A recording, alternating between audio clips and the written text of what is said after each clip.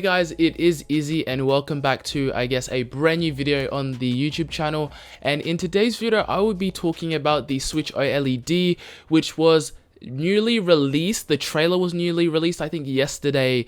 midnight, and it does come into the Switch lineup, and it does join the standard Switch and Switch Lite. So going into the Switch OLED, I kind of do prefer the Switch Pro name, but I don't think there's as much improvements to actually call it a Switch Pro, as barely anything really has changed in the newly Switch OLED version. Some new things are like the increase by 0.5 inch display, so 7-inch display, and it does have a new stand for if you want to just kickback stand, I guess you want to call it, and it looks nice, don't get me wrong, and this is my opinion on what I think about the Switch at the moment, the Switch OLED as at the moment of as now. And honestly, $589 at the moment is the price for pre-order, 589 Australian dollars, and I think it's cool. I think it looks really nice, but everyone kinda was looking forward to more of a Switch Pro, so 4K connecting to a TV, which you'll need a different processor, as the Switch OLED does have the same processor at the moment. As researching, it has been seen that it does have the same processor, and it does have an extended port, which is the LAN Ethernet port, which is really nice to add on. And I feel like not that much people really use the LAN, or won't use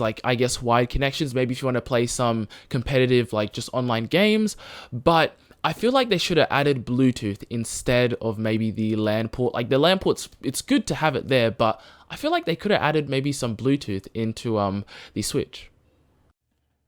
Hey guys, it is Izzy. This is Future Izzy right here, and I forgot to mention the most important part is the Nintendo Switch OLED is named after the screen, as they've changed the screen from an LCD to OLED, and you can see significant quality difference between the LCD and OLED. And honestly,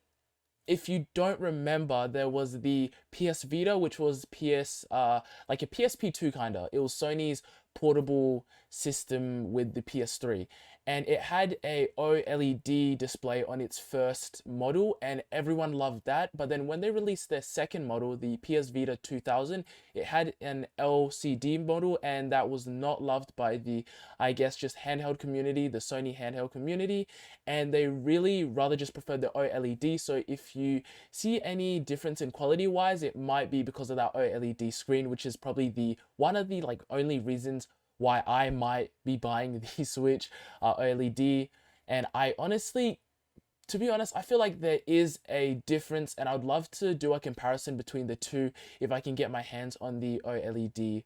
Switch version. Going off adding Bluetooth onto the Switch, I would love to maybe even use my AirPods right here to listen to maybe, for example, the game audio on my Switch in a train, instead of using maybe a headset, as I feel like that's just a bit too bulky. You can get wide earphones, but I really do only carry my AirPods around, and I don't carry any other earbuds. Okay, but one thing I really like about the Switch OLED is the color pattern, how it's a black and white as the standard. So there's the black and white, and then there's the classic blue and red. But I really love how they went with the kind of PlayStation approach, where they've just switched it up and went with black and white as their main color for the Switch OLED, and I really do like it. They have included, actually, I forgot to mention this, it is 64 gigs of internal storage, which is actually that's really good, because when I first bought my Switch, I was able to download a couple of games, one or two or three games, and then I had to go buy out a extended SD card, micro SD card, which isn't too pricey, but having 64 gigs at the start as internal storage is really great for maybe a beginner who's just beginning to play on the Switch, or just getting new to just video games, where they can just download a couple of games, a few games, and then maybe decide on getting maybe a micro SD card later down in the future. But I believe that this Switch, it's really nice, don't get me wrong, it's nice to add it to the lineup of Switch models, but I feel like it's just a bit too, I don't want to call it useless, but not meaningful in a way, because all of us, or a lot of the, I guess, Nintendo community did expect a